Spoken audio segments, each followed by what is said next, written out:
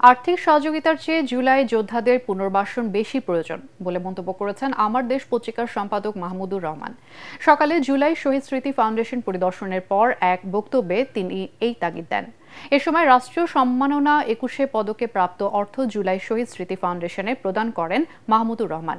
ফাউন্ডেশনের পক্ষ থেকে আনুষ্ঠানিকভাবে অর্থ বুঝে নেন সিইও অবসরপ্রাপ্ত লেফটেন্যান্ট কর্নেল কামাল আকবর।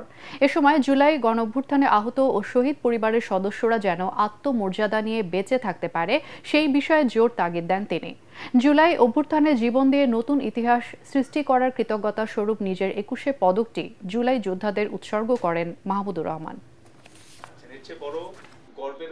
একটি জালিম শাসক যতই শক্তিশালী হোক না কেন, যত দীর্ঘ সময় সে ক্ষমতায় থাকুক না কেন, যদি একটি দেশের তরুণ সমাজ প্রাণ ভয় উপেক্ষা করে রাস্তায় নেমে আসতে পারে শুধুমাত্র দেশকে মুক্ত করবার জন্য, জনগণকে মুক্ত করবার জন্য, তাহলে সেই জালিম শাসকের পক্ষে টিকে থাকা সম্ভব হয় না।